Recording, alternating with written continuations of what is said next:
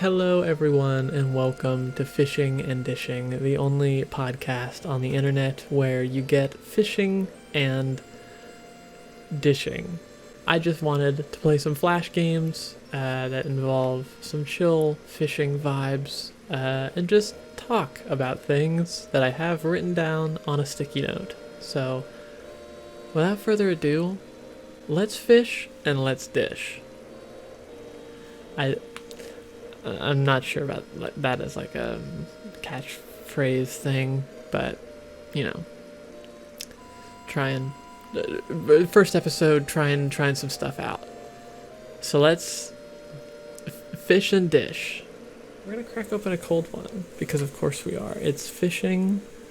We're gonna be real fishermen here, real fisher people. Let's get it in the shot. No free promo. This is a mysterious red can of indeterminate origin, but let's rip it.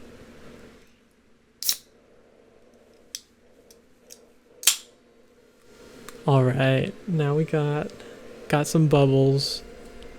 Let's freaking fish. So welcome to Fishing and Dishing. Here our first game is tiny fishing, and there's something so peaceful about a game. Oh, and I immediately just fucked up. But we got a legendary. We rolling with it. Positively rolling with it. A lot of people may know this from my other streams, where I will usually mess around with some candles to kick things off. For a solid, I want to say 6 months, I worked at a Yankee candle, which I don't know if they are everywhere. I don't know how common, like I know they're all over like America, but I don't know how common they are in other parts of the world. It is an interesting place to just be in a store of just candles all the time.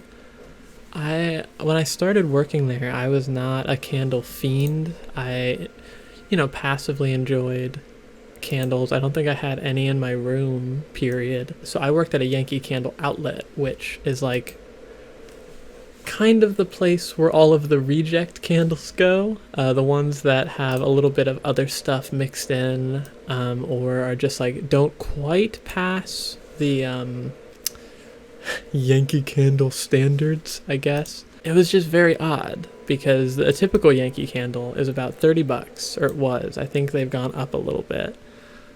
So the outlet, since they were kind of messed up, we would sell $15 candles. We had a small section of like full-priced ones that weren't part of the whole half-off thing. And trying to explain that to random, 60, 70-year-olds who had a coupon that they found on Facebook was awful, because the outlets had their own coupons that we would use, but they weren't the same coupons that, like, the retail full price, top of the line Yankee candles had. So every so often we would get some people, 666. Every so often we would get some people who had some very strong opinions about the whole coupon difference policy thing, and we didn't have any control over that because we were getting paid $8.25 an hour. We had just I think buy 6 get 6 free sale, buy 5 get 5 free sale, something like that. So we had people coming from all over. It was a 3-day weekend, so we had people coming from Jersey, New York, there were buses of people coming in. And one of the, oddest encounters I think I ever had working there transpired. I had just been trained on how to use the register, so that should tell you all you need to know about my experience level. And the uncle of a relatively famous family vlogger comes in, and I recognized him because I had watched quite a few of these videos when I was in high school. And I didn't say anything because he wasn't a very large part in the videos. I don't want to name names because the story gets well, it doesn't paint him in the best light, but he had been in like very few videos, but I was into the lore. I was all about the lore when I was like 17. So this whole time I'm just like, whoa, this is kind of surreal. And then he turns out to be the biggest dickbag I think we've had. His coupon is for a Yankee retail store. We can't take it, so he's already pretty tilted about that.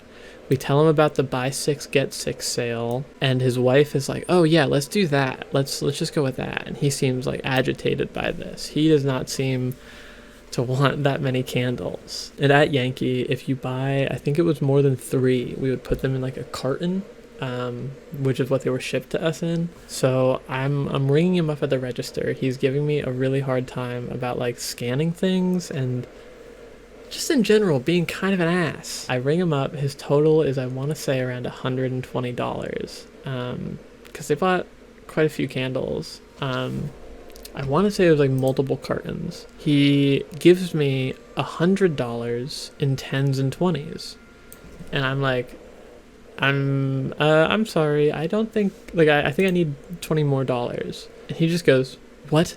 Count again. I know I gave you the right amount. I had just counted it out in front of him, but I said, okay, and just counted it out again, like a fool. There was a long line of people behind him. So this was 2020, so we had a limit of 10 customers in the store, I believe it was. So we would have people lined up at the register and then people lined up outside. We were in an outlet, like strip mall type thing. They would be lined up to the next store. So I'm already like stressing because I'm having to recount out this money.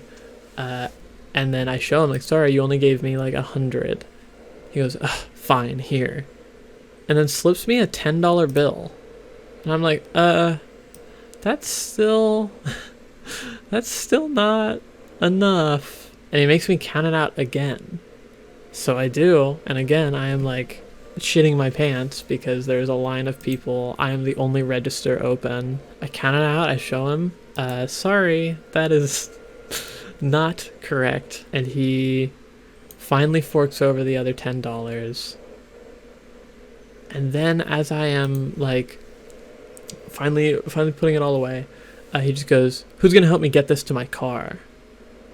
And like, we do offer to help people with their car, like getting the candles to their car, but like, when you say it like that, suddenly I don't want to. We would only ever have about 4 people total, I believe, like clocked in at once. So I had to like quickly run into the back, find one of my coworkers who was like unboxing stuff to put on the shelves. And I'm like, I am so sorry. A YouTuber's uncle needs you to carry stuff to his car. And they were very confused, understandably so. I told them I would explain the whole situation. And they then told me that the entire time they were carrying this dude's stuff back to his car, he was like being really mean to them. And how are you coming across state lines to purchase candles, and then you're gonna be like a massive asshole about it? Anytime I go to a store, I feel like I am constantly inconveniencing the people that are working there. I keep my head down. I try my hardest to not bother anyone. If I need to find something in an aisle, I will Google it more often than not. I will try to act as if I am not there, in general. And I can't quite explain why I have this general fear, general anxiety. It's just a fact of life for me. I genuinely cannot understand, like, going into a store and just being an asshole. For a generation that likes to talk about kids these days being disrespectful, pretty disrespectful to like general wait staff and retail workers. One of our busiest days was Christmas Eve. I remember Christmas Eve in the freezing rain. Wasn't quite snow, but it certainly was cold. We were so busy. Line out the door. People were waiting outside. We had to have someone at the door keeping count of how many people were in the store at any given time. We had gone through so many boxes because for weeks beforehand we had no shipments, like, at all. So our shelves were basically empty for like right after Black Friday until the week before Christmas. Our shelves were practically empty. We'd have people coming in and like screaming at us. One old man came in and said, "This place is a fucking disgrace. I have been coming to Yankee Candle for years, and now I never will again." And I just remember being like, I'm sorry to hear that. I'm sorry we aren't getting the shipments of candles that we would like to have. We'd have people like that pretty constantly. And Christmas Eve, we had not only people like that, not only freezing rain, but so much trash from opening all these boxes that we had to do multiple cardboard and dumpster runs in the freezing rain. I was working overtime because I hadn't expected to be there late, but someone else called off, and I was an assistant manager. So I had to basically kick it for a couple extra hours, and I had not brought a jacket because it wasn't, freezing rain when I arrived. It was me and the same coworker who had to carry things out to the YouTuber Uncle car. There were 2 women's coats. We both put them on, and they were definitely smaller than the 2 of us were. So we had to just like basically grit our teeth and bear it and fill up our carts with as much garbage and cardboard as we could and just sprint outside as fast as we possibly could go just to try to get everything out, everything compressed. For cardboard, we had to put it in this giant compactor machine. So we would have to like sit there and you had to turn a key to get the ignition. We would get all the stuff emptied into the dumpster. Since it was 2 of us, one person would empty everything into the dumpster. The other person would empty all the cardboard into the compactor. Then they would both try, whoever was done first would go over to the key turning area, and we would just sit there while we waited for it to compact, and then like the piston thingy would retract. And that took, I want to say, about a minute each time. So we were freezing. It was unbearable. And I want to say we had to do that. We closed an hour or 2 earlier than normal on Christmas Eve.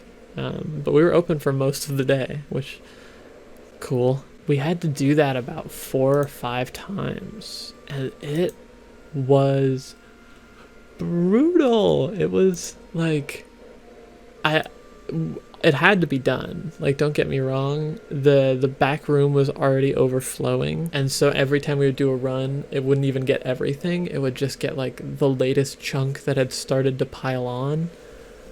It was definitely against like code with how much junk we had back there. But since we had just gotten 3 shipments worth of stuff, we had like 3 people just dedicated to opening, unboxing. It took forever. So we needed as many people as we could in the back, as many people as we could in the front, handling customers. And that and Black Friday were probably the most stressed I had ever been. Just in my life, frankly.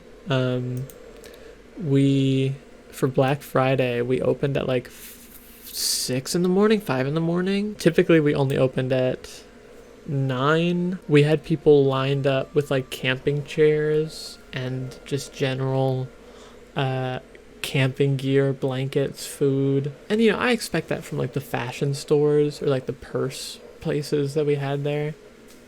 But for Yankee Candle, you're lining up at 5 in the morning for Yankee Candle? It was a bloodbath. We had to do training for it. We had to spend like literal hours previous days leading up to it, learning our zones, learning our like zone shifts, because we would all like alternate throughout the store during the day. We were still operating under 10 people allowed in the store at a time.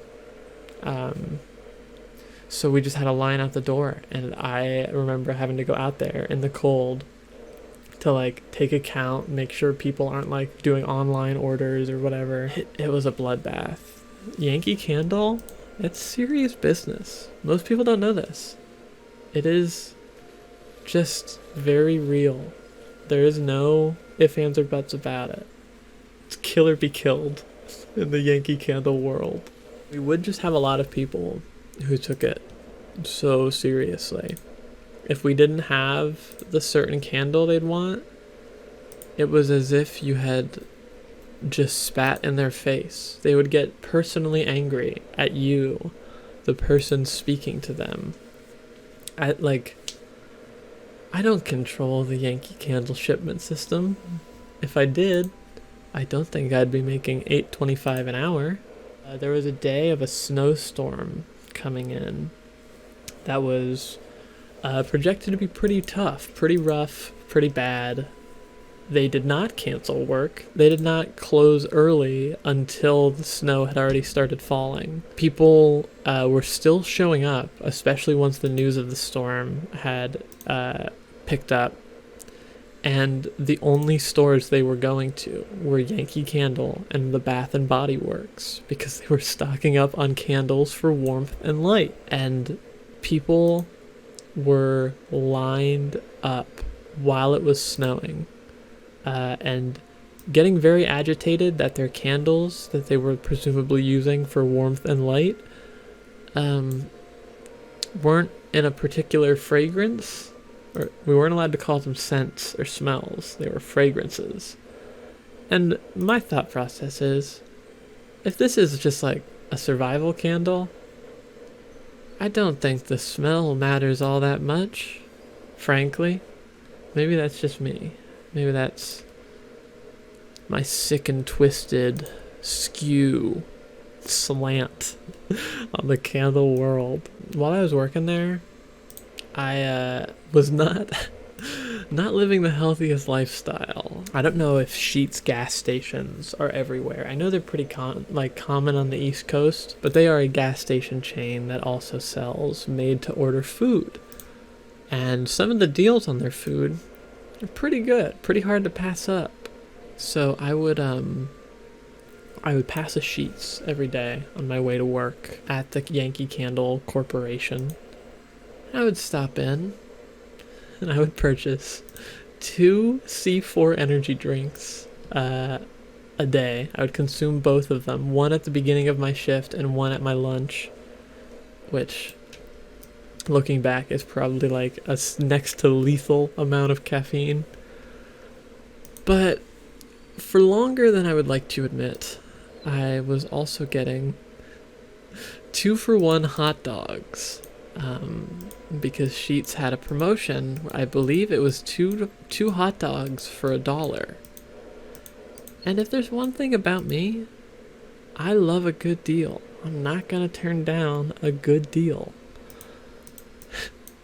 So I would buy 2 hot dogs, and get different toppings on them, customize them so it wasn't the same thing every day.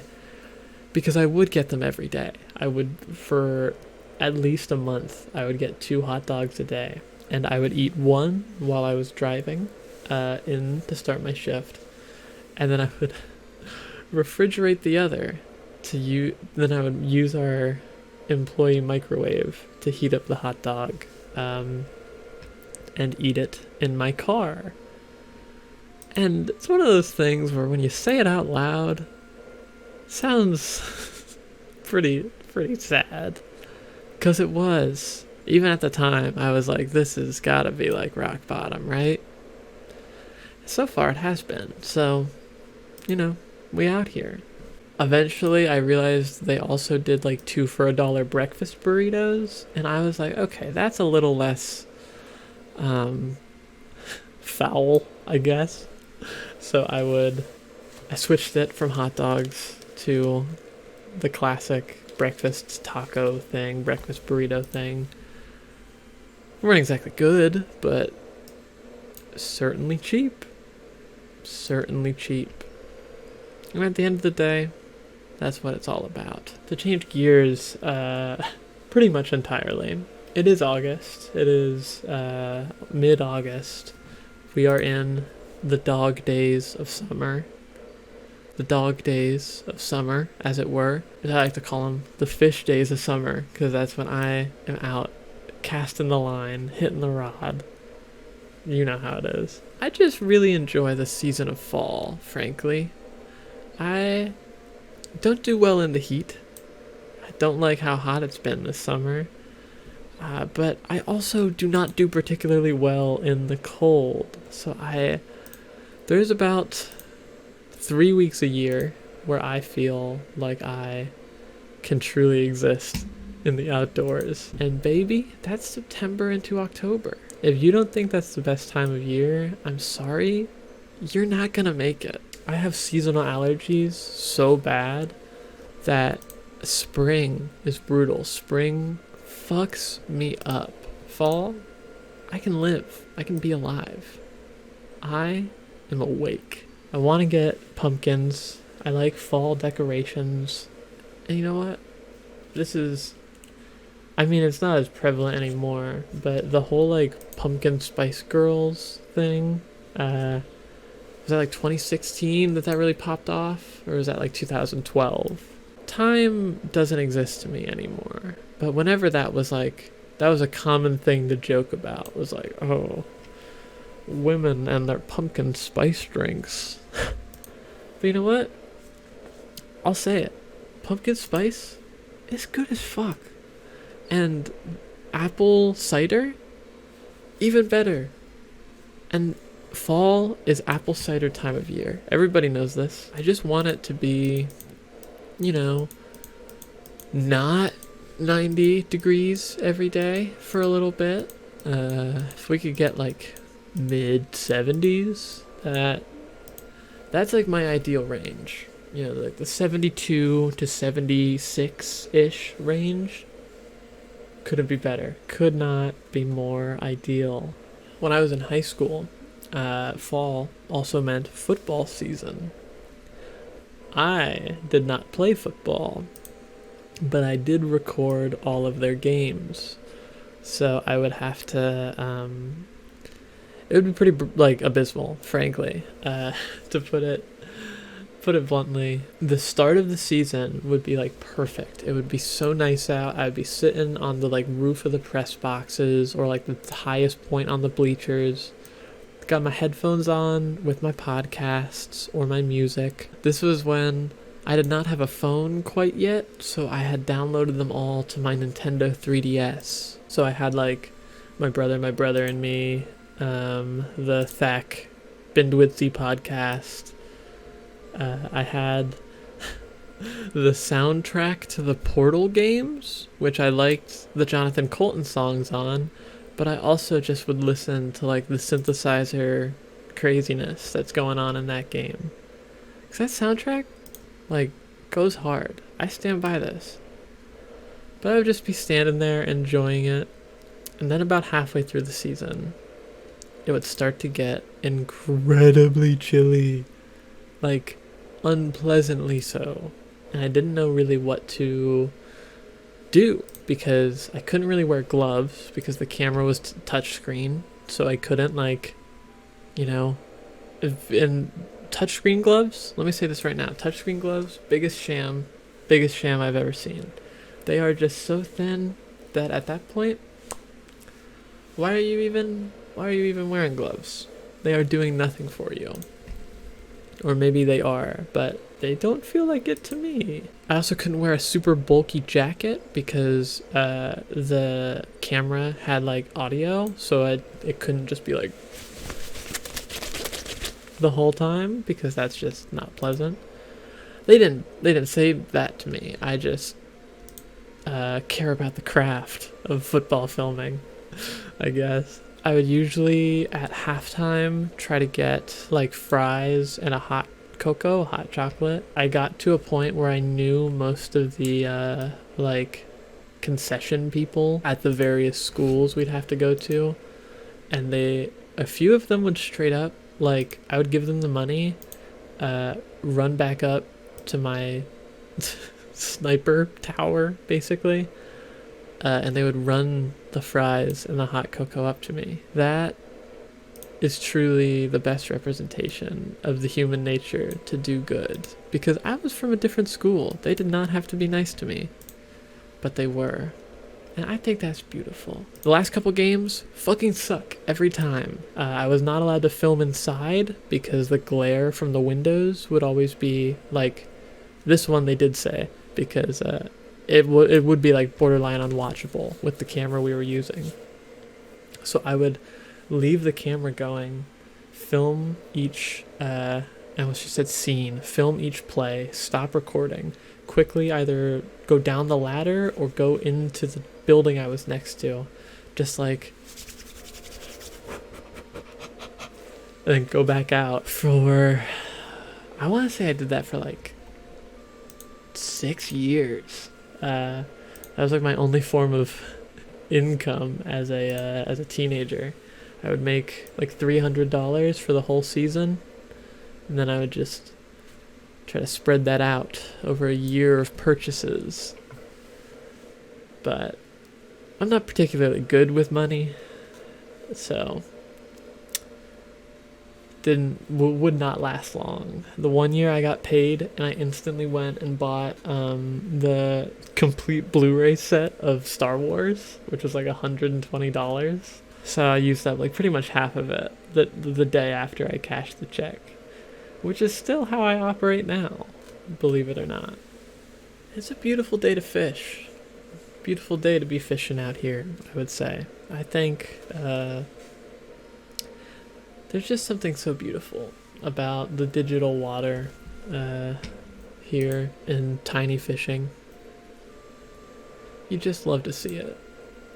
Now, because of the way that I am, of course, we're going to have to talk about video games for a while. I really, really think that Tears of the Kingdom is like the greatest game I have ever played, which is very high praise from someone who plays mostly Flash games, but it is so good. Like, I loved Breath of the Wild. That was easily in my top 5. I got it when I got my Switch. I did not get Breath of the Wild for like months after, because I had never been much of a Zelda person. I had completed Ocarina of Time 3D. I did like all of the side stuff in it. I didn't fully complete Link Between Worlds, but I beat it, and I did most of the side stuff. But yeah, I was not a crazy Zelda head. So when I got my Switch, I got Mario Odyssey, because platformers, a lot more my speed. And eventually my friend Vern actually talked me into purchasing Breath of the Wild. Weirdly enough, I had ran into them at GameStop where I was planning to buy Doom for the Switch. They talked me into buying Breath of the Wild because they were frankly appalled that I didn't own it already. So I got it, and I got into it. There was a period of time where I was pretty much just playing Overwatch and Breath of the Wild. And when I was playing Breath of the Wild, I was in like a voice call with my friends who were playing Overwatch. And this was, in the prime days of Overwatch, when it was like, you didn't feel gross for playing it. I tried out Overwatch 2, not good. Uninstalled pretty much immediately. Obviously, Activision Blizzard is like diabolically, cartoonishly evil, so do not give them any of your money anyway. But there was a period of time where Breath of the Wild and Overwatch 1 were all I was playing, and that was a pretty good time for me gaming wise, because Breath of the Wild was the ultimate just like exploration game, just walking around chilling. Tears of the Kingdom now, I would say beats that, because it is just so dense with things to do, and you can't beat it. You really can't. If I could go back to any period of time, I would go back to 2017 Overwatch 1.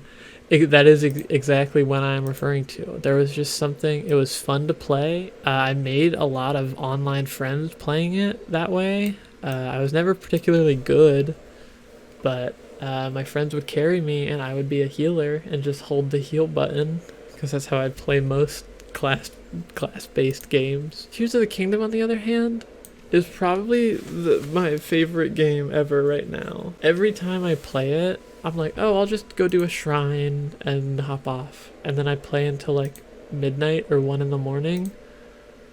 It is just so good. I did not realize I'm about 90 shrines in. I thought there was only 120, like in Breath of the Wild. There's apparently 150, so I still have quite a few more shrines before I go fight the big old bad. When a big old enemy is trying to throw a rock at me, and I can recall the rock and bang it in the head, it is truly one of the greatest feelings I have ever felt playing video games. There are some games that you play, and it's just like, I don't know if games could ever get better than this. And that is for sure Tears of the Kingdom. One of my other like all-time favorite games is Red Dead Redemption, which they just announced a remaster of. And I know some people are mad because some leakers had to get a bunch of hopes stirred up by saying it is a full remake in the Red Dead 2 engine. And after the whole like GTA 5 expanded and enhanced thing, I was like, there's no way. There's no way they're doing a full remake. And I was right. The first Red Dead has been stuck on 360 and PS3 for a very long time. It never got a PC port. They did make it backwards compatible with newer Xboxes. I got it on my Series S and have played it that way. It's very good. Some people are very upset that it is a $50 remaster. But if it runs decently enough, and I could play a cowboy game anywhere I want on my Switch, I am getting that day one. I'm sorry. That's just going to happen. I've tried watching TV shows on airplanes. I tried to watch Fleabag on a flight. Big mistake. A lot of sex happening in that one. I tried watching She-Hulk, and while not as explicit, still some imagery that I didn't want people next to me seeing and thinking I was some kind of Hulk pervert. So I would try to tilt my screen away, which just made it look worse. So I don't really try to watch things on flights anymore. I will download YouTube videos, or I will download podcasts to my iPad. But most of the time, I'm busting out the Switch. My latest flight, I was in Wisconsin. Tears of the Kingdom came out while I was there. Had it preloaded, had it installed day one. The whole flight back, I played Tears of the Kingdom. The person next to me probably saw me eating shit on a shrine puzzle for a good 20 minutes because I could not figure it out. Being able to play games anywhere is a game changer. I don't know how Nintendo can ever go back to just doing home consoles, because I like portability. I don't care if games look quote-unquote bad. I really am the type of person, I do not care about graphics most of the time. If the game is fun and isn't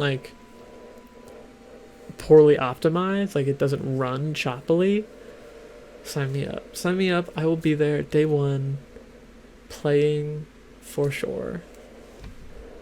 I got the Tears of the Kingdom OLED Switch. Now that I've done that, I'm certain that they're going to announce the Switch 2 any day now, Super Switch.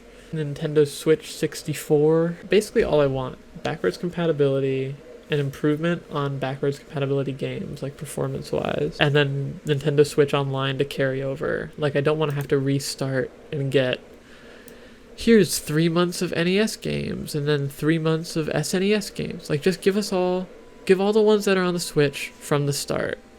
I don't want to wait 3 years to get Nintendo 64 games again.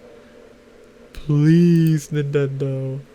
Please. I feel like that's not unreasonable. I'm a physical media type of person. I don't like the prospect of digitally owned games being deleted. Like, I think PT was my first real eye-opening moment of like, oh, they can just do this.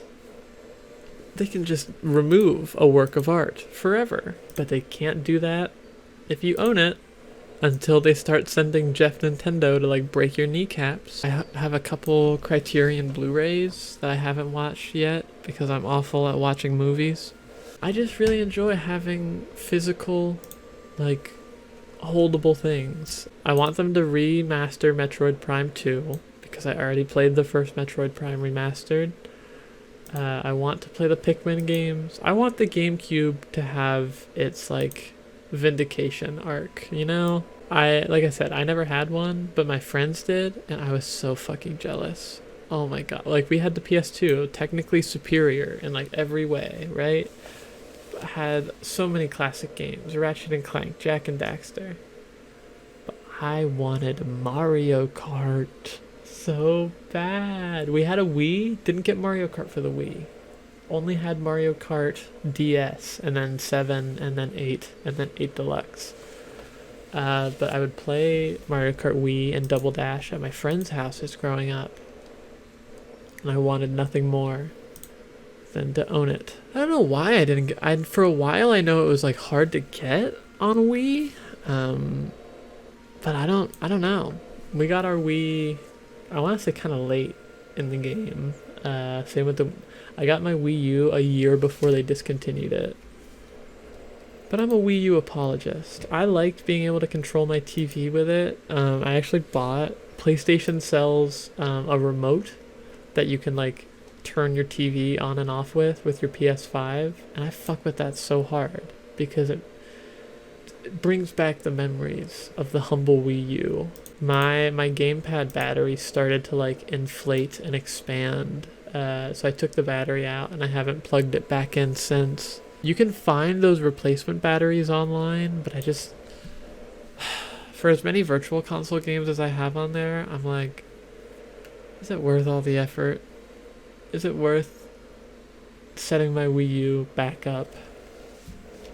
One of these days, I'm sure I'll get nostalgic for, like, Nintendo Land or something and hook it all up again. One thing I often think about, for better or for worse, is discontinued snack foods. One thing about me, I be snacking. Whenever I'm not, like, streaming while I'm playing games, I'm trying to eat something that is, like... I cannot stand, like, grease on controllers. I am a big... like, if I'm playing with friends and we eat first, I'm always like, here's some hand sanitizer, here's some hand sanitizer. I hate it. I hate greasy controllers. Like, when I was growing up, both of my brothers were constantly, like, eating Doritos or something, and then just, like, just gunking up our PS2 and 3 controllers. So I have a lifelong hatred of it. For a while, I was on the Nature Box grind. I need to get back on that once I have, like, money. But I think a lot about the foods that I would have, like the snacks I would have when I was younger, that are discontinued now. I have been a Dorito fan for most of my life. And two that I really loved that they don't make anymore. Blazing Buffalo Ranch, which, self-explanatory. It's like a buffalo wing dipped in ranch. Good as hell. They had, like, a Doritos version for a while. That was, like, these weird, thick chips. And I would get those, but it wasn't the same. There's something so perfect about the texture of a regular Dorito that every time they try to do, like, baked or, like, extra crunchy, it's just... it's not it, Jack. Can't get behind it. But I think my all-time favorite Dorito, which is kind of like a sad thing to say out loud, was the tacos at midnight for a couple years. I want to say it was either the late 2000s, the late aughts, or the early 2010s, where they had these like at midnight branded ones. They had cheeseburgers at midnight, but the tacos one went so hard. We had a Walmart. We lived in the middle of nowhere for like the first half of my life practically. And when they built a Walmart like a couple miles away from us, talk of the town. That was the biggest deal ever. We would go often. That was going out. It was Walmart. And I would always stock up on the tacos at midnight Doritos. And I don't even know when they stopped making them. But the end all goal with all this like streaming and video and podcasting stuff is basically just to strong arm Doritos into bringing back the things I like. I want to be able to influence Taco Bell to bring things back as well. They just brought back the lava menu for like 2 weeks. Great stuff. I love the lava sauce, the volcano burrito. Here's a little life hack for you. Never get meat at Taco Bell. Always sub it for black beans or for potatoes, and you will always have an infinitely better experience. I'm not a big meathead in general. You know, I often, if there is a substitution, I will get that. The volcano burrito that they brought back, another like early aughts item, early to mid 2000s, brought it back. Great stuff. Already gone again. Like, I understand the false scarcity is like, you know, a strategy to make money. But, come on. Come on. For a while, brands were making like tiny versions of their stuff, and they came in these like little packets that were very convenient because I was on my baseball team for a while, believe it or not. From like ages 5 to 11, I think. I was a bit of what you'd call a baseball superstar. And by that I mean I was afraid to swing because I didn't like how the metal bat reverberated on my hands. But I did love having the baseball, like I'd get the big league chew. I know they still make that, but be fucking that up. Sunflower seeds, classic, spit them out all over. Gotta do it. I was never fond of Trix cereal, but you best believe I was all about that Trix yogurt life. The lifestyle, because it really was just like, I mean sugar. It was straight sugar, but goddamn if it wasn't, it was good sugar, you know? It was delectable sugar. For a while during COVID, I was getting a lot of like childhood snacks, definitely as like, you know, coping mechanism type B. I'd buy Kraft mac and cheese, I would buy Cinnamon Toast Crunch, I would buy Danimals, Go-Gurt, big into Go-Gurt when I was younger. They used to like tell you to freeze them and make like a Go-Gurt popsicle. Goated, more like goated. Oh, I just sneezed. Oh my god, that was awful. As I was saying, more like goated Gurt. It is just a delectable summer treat. What can I say? Big ups to the Go-Gurt industry. Whoever's making Go-Gurt, keep up the good work. Weirdly, I was not a Gusher head until 2020. Because I found out you could order bulk boxes online and get like 40 of them at a time. So I started doing that. But when I was younger, I did not like them. I tried them, hated the texture. I have always been a big like texture head with my food. I don't like when food is like has a bad mouth feel for, you know, whatever reason. I don't know. I'm normal and cool and regular actually. So it's weird that you don't care that much about texture, frankly. Fruit by the foot, fruit roll up, fucked up. The little stickers, when they had the little fruit roll up stickers, all about them. All about them. Something clicked in my brain. I tried a pack of Gushers again after like 10 years. Right around when COVID hit. The love was there. The love was instantly there. I was all about that Gusher grind. So when I started working at Yankee, I would order bulk Gushers on Amazon, and like bulk Laffy Taffy, which probably good for you, right? Like that's healthy. It's fruit. I'm off the like sweeter candy train for the most part. I feel like I don't know, not to sound like I'm a million years old, but I just cannot handle the sugar that much anymore. Something about it. I had some Starburst the other day, and later my mouth felt like it was going to like implode on itself. So that's normal, probably. That's probably good. As much as I would like to bring back some candies of my youth, I probably wouldn't like them very much these days. But I want to try them again just to know, you know? I remember they did like a Wonka like tube of candy goo for a while, just like candy gunk. And I loved it. I loved the paste candy. Probably full of things that are now considered hazardous by the FDA. But goddamn if they weren't just fantastic. But something tells me if I were to eat it at my big age now, probably not very, very good. I have always wanted to do like some kind of cooking show on YouTube. When I was in high school, my freshman year, I was like the only kid that really gave a shit about the video department at all, at least in my like period.